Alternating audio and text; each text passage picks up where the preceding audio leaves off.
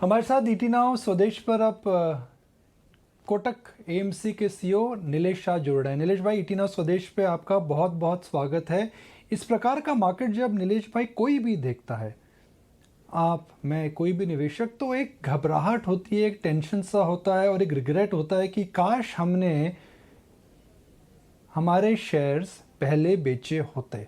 Covid के अंदर कई लोगों ने मेहनत से जितनी भी वेल्थ कमाई थी, उसमें काफ़ी लोगों को नुकसान लग रहा है, तो एक अच्छी फीलिंग नहीं है। कैसे डील करें इससे? निकुंज भाई, घबराहट होना काफी स्वाभाविक है। एंड इस वक्त जिस तरह के माहौल है, यह कहना मुश्किल है मार्केट की बॉटम कहाँ पे है। बट एक अनुभव से हम सीख ले सकते हैं। 2008 में भी हमने ऐसा माहौल देखा था, 2013 में भी देखा था और 2020 में भी देखा था। उन सारे माहौल में स्टॉक प्राइस अपनी फेयर वैल्यू के काफी नीचे चले गए थे और फिर रिकवरी भी हुई थी।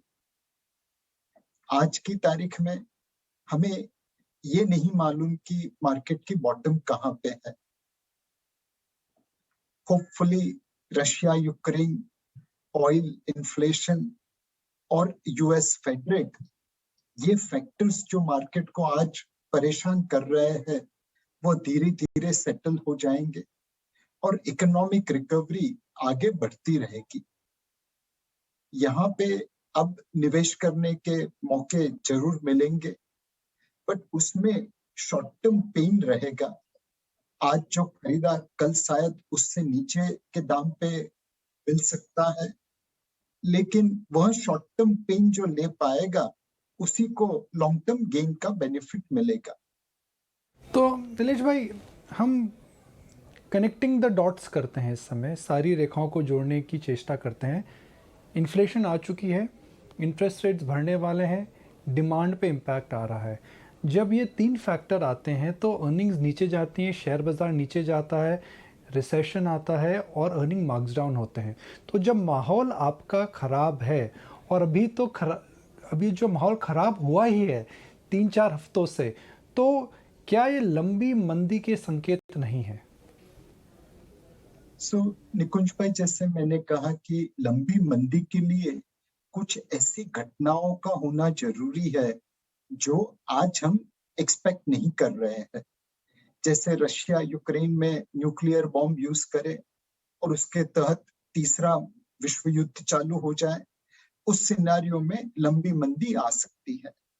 या हो सकता है कि ऑयल के दाम $200 चले जाए एंड कमोडिटी प्राइसेस और ऊपर चली जाए।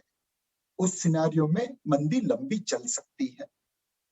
बट आज की तारीख में हमें ये सोचना जरूरी है कि ऐसी घटनाएं क्या घट सकती हैं।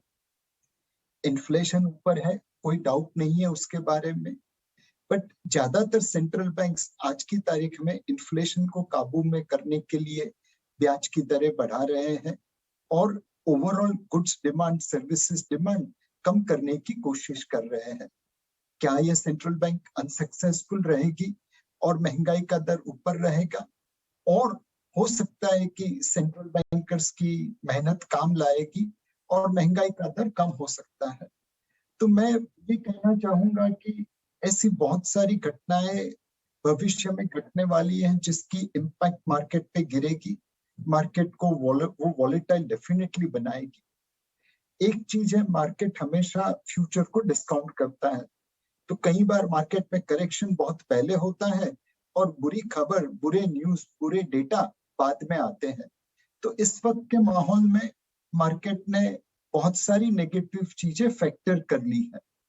तो टर्निंग पॉइंट क्या आएगा? देखिए साहब, टर्निंग पॉइंट नीलेश भाई दो चीज़ों से आता है। जैसे मैं हमारे दर्शकों को बताऊं, कोविड के पीक पेसिमिज्म में मार्केट बॉटम आउट हुआ था।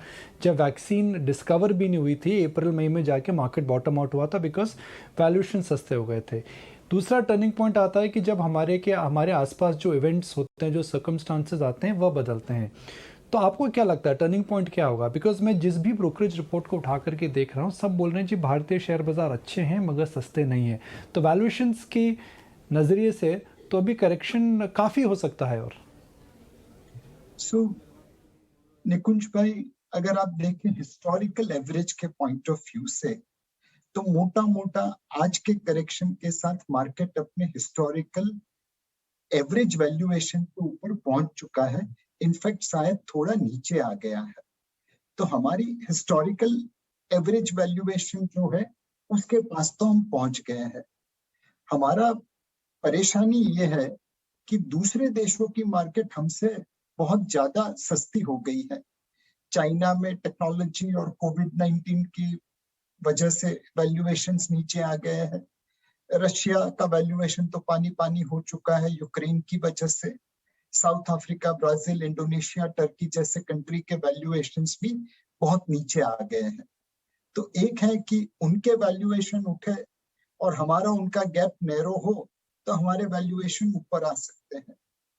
दूसरी चीज है कि अगर हमारी इकोनॉमी अच्छा करे बाकी देशों के सामने, तो उस वजह से एफपीआईज जो आज बेच रहे हैं वो सोचेंगे कि भैया भले इंडियन मार्केट महंगा हो बट ये लोग इतना अच्छा कर रहे हैं कि हमें इन्हें रखना चाहिए। आज फिल्मों में आप अमिताभ बच्चन को लेना चाहते हैं तो उसके दाम भी चुकाने के लिए तैयार हैं। सिमिलरली हमें अपने आप को अमिताभ बच्चन जैसा बनाना पड़ेगा। सो आइदर दुनिया के देश ऊपर आ जाए वैल्यूएशन में, या हम इतना अच्छा परफॉर्मेंस करें कि लोग खुशी से हमें वो वैल्यूएशन दे। ये दोनों के बीच में वैल्यूएशन पॉइंट ऑफ व्यू से हमारी बॉटम बन सकती है। तो नीलेश भाई, अमिताभ बच्चन अब यंग रोल्स नहीं करते हैं, तो अगर हम यंग चीज़ों की बातें करें कि जो नए सेक्टर्स हैं, नए थीम्स हैं, जैसे कंज्यूमर टेक हो गया, फार्मा हो गया, केमिकल्स हो गया, जो कि इस बुल मार्केट के चहेते सेक्टर्स हैं, क्या आपको दोबारा अट्रैक्टिव लग रहे हैं इस करेक्शन के बाद? अब निकुंज भाई, अगर इस प्रश्न को मैं अलग तरीके से जवाब देने की कोशिश करूं, तो मार्केट में कुछ स्टॉक्स है जो बहुत सस्ते हैं वैल्यूएशन पॉइंट ऑफ व्यू से, कुछ स्टॉक है जो बहुत महंगे हैं वैल्यूएशन पॉइंट ऑफ व्यू से, और बाकी बहुत सारा मार्केट एवरेज वैल्यूएशन के आसपास है। हमें लगता है कि ये जो महंगे वाले स्टॉक है, जहां पे वैल्यूएशन अपनी हिस्टोरिकल एवरेज से, अपने ग्लोबल पीयर ग्रुप से, या अपने कंपेरेबल इंडियन कॉम्पिटिटर से बहुत ज्यादा वैल्यूएशन पे ट्रेड हो रहे हैं, हमें लगता है वहां पे निवेश करके शायद इस वक्त पैसा बनाना मुश्किल रहेगा। एट द सेम टाइम कुछ ऐसी कंपनियां हैं जो बहुत सस्ते वैल्यूएशन पे ट्रेड हो रही है। नाउ प्रोबेबली ये जो सस्ते वैल्यूएशन वाली कंपनी है, उनके पीछे एक रीजन है क्यों ये इतने सस्ते दाम पे ट्रेड हो रही है। तो शायद वहां पे भी निवेश करना उचित नहीं होगा। एक आध उसमें एक्सेप्शन निकलेगा, बट अदरवाइज ये सस्ते किसी कारण की वजह से है। इफेक्टिवली आपको बीच में एक बहुत बड़ा यूनिवर्स मिल जाता है जो आज अपने हिस्टोरिकल एवरेज वैल्यूएशन के आसपास है, अपने ग्लोबल पीयर्स के आसपास है। हमें लगता है कि इस यूनिवर्स में निवेश करके आपको अच्छा रिटर्न बन सकता है। अब इसमें आप अच्छे मैनेजमेंट वाली कंपनीज को चुनिए, ऐसी कंपनीज को चुनिए जो इन्फ्लेशन के मार को अपने कंज्यूमर को पास कर सकती हो ताकि उनका मार्जिन बना रहे। ऐसी कंपनीज में निवेश करिए जहां पे आपके हिसाब से ग्रोथ मार्केट की धारणा से ज्यादा आने वाला हो। यह टाइप की कंपनीज में चाहे किसी भी क्षेत्र में आप निवेश करें, तो यह वॉलेटिलिटी में भी वो पोर्टफोलियो ऐसा बनेगा जो मार्केट को आउट परफॉर्म कर पाएगा। तो नीलेश भाई, एक और साधारण सा सवाल, मैं एक प्रकार का पैनिक देख रहा हूँ जब मैं लोगों से बात करता हूँ। जी, हम 1 साल पहले हमने सिप में खाता खोला था, हमने इतनी वॉलेटिलिटी, इतना उतार चढ़ाव लिया और हमें फिर भी रिटर्न कुछ नहीं मिला। क्या राय देंगे आप? ये बात बिल्कुल सही है। पिछले 1 साल के एसआईपी रिटर्न्स को अगर आप आज कैलकुलेट करें तो शायद रिटर्न नेगेटिव के आसपास होगा। बट निकुंज भाई, यही चीज हमने मार्च 2020 में भी देखी थी। मार्च 2020 में एक नहीं 3-3 साल के लिए मेरे इक्विटी म्यूचुअल फंड्स ने नेगेटिव रिटर्न दिया था। 5 साल के लिए उनके एक रिटर्न्स सेविंग्स बैंक अकाउंट के आसपास थे और 10 साल का रिटर्न आधा होके फिक्स्ड डिपॉजिट के आसपास रह गया था। उस समय 3 प्रकार के निवेशक थे। एक जो डर गए, उन्होंने अपने नोशनल लॉस को रियल लॉस में कन्वर्ट कर दिया। दूसरे जो डरे नहीं, अपनी एसआईपी चालू रखी। आज इस मार्केट में भी उस एसआईपी के ऊपर उनके रिटर्न डबल डिजिट में है, चाहे 3 साल हो, 5 साल हो, 7 साल हो, 10 साल। और कुछ ऐसे समझदार निवेशक थे जिन्होंने अपनी एसआईपी टॉप अप की। जब एसआईपी के रिटर्न्स नेगेटिव होते हैं, कम होते हैं, तब शायद एसआईपी टॉप अप करने का सबसे सुनहरा मौका होता है। ऐसा नहीं था कि मार्च 20 में एसआईपी टॉप अप करके आपको अप्रैल, मई, जून 20 से ही पैसा बनने लगा। समय देना पड़ा, धैर्य रखना पड़ा, लेकिन उसके बाद उन्हीं एसआईपी के ऊपर डबल डिजिट रिटर्न लोगों ने देखा। जिन्होंने पिछले 1 साल में एसआईपी चालू की है, उनसे मेरी एक ही गुजारिश होगी, अपनी फाइनेंशियल डिसिप्लिन छोड़िए मत, एसआईपी चालू रखिए। इस वक्त कठिन काल है, इस काल में निवेश करने की अच्छी अपॉर्चुनिटियां बनती रहेगी और आप एसआईपी चालू रख के या एसआईपी टॉप अप करके यहाँ से और अच्छा रिटर्न बना पाएंगे। तो आखिरी 2 सवाल। इस समय अगर हम एंट्री पॉइंट 11 मई जो आज का एंट्री पॉइंट है, जहां आप कह रहे हैं कि हम एवरेज वैल्यूएशंस के आसपास आ चुके हैं, तो अगले 3 साल में क्या rate of return equity market में डबल डिजिट हो सकता है आज अगर स्टार्टिंग पॉइंट है तो? निकुंज भाई, गुजराती में एक कहावत है, न जानियो जानकी नाथ है, काले सू थवानुं छे। जब भगवान नहीं कह सकते कि कल क्या होने वाला है, तो मैं तो मनुष्य हूँ, मैं कोई विश्वास नहीं दे सकता कि आने वाले 3 सालों में क्या रिटर्न होगा। मैं सिर्फ ये विश्वास दिला सकता हूँ कि अगर आपने अपने असेट एलोकेशन धर्म का पालन किया, आपने अपने फाइनेंशियल डिसिप्लिन का पालन किया, तो आज की भारतीय इकोनॉमी में और आज के स्टॉक मार्केट में आने वाले 3 से 5 साल में रिटर्न अच्छा बनेगा। बहुत सारी इवेंट होगी जो आपकी असेट एलोकेशन डिसिप्लिन को हिलाने की कोशिश करेगी।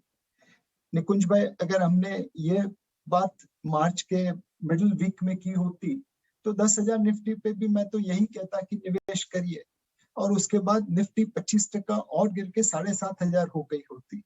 उस समय डेफिनेटली मैं गलत साबित होता, बट आज की तारीख में जब आप समय बढ़ा देते हैं, तो लगता है कि उस समय जो बोला था निवेश करने का, वो सही था। तो 3 सालों में तो बहुत उतार चढ़ाव आएंगे। जो इस उतार चढ़ाव में अपने असेट एलोकेशन धर्म का पालन करेगा, उनके लिए डेफिनेटली पैसा बनेगा। एक ग्राफिक मैं हमारे दर्शकों को दिखाऊंगा और हमारी रिसर्च टीम ने निकाला है। नीलेश भाई तो इस ग्राफिक से भली भांति वाकिफ़ हैं, मगर इसमें हमने 2003 से 2007 का जो फेमस बुल मार्केट था उसको एनालाइज करा है और 2014 से 2020 का मार्केट हमने एनालाइज करा है। और हर बुल मार्केट के अंदर 4 से 5 बार मार्केट 20 से 25% करेक्ट होता है। कई बार होता है, बार होता है, मगर आप अगर उन्हीं समय अपनी फाइनेंशियल डिसिप्लिन रखेंगे तो आप हमेशा लॉन्ग टर्म में रिवॉर्ड रहेंगे। और नीलेश भाई, अगर मैं यह आज समराइज़ करूं कि जी इस शेयर बाज़ार में इस समय सिप का समय आ चुका है मगर टिप का समय अभी ख़त्म हो चुका है, तो क्या मेरी समरी करेक्ट है? निकुंज भाई, आपने गीता का सार एक ही अध्याय में कह दिया। सिप का समय हमेशा सही समय है और टिप आप हमेशा अवॉइड करें, वो आपके फाइनेंशियल हेल्थ के लिए अच्छा है।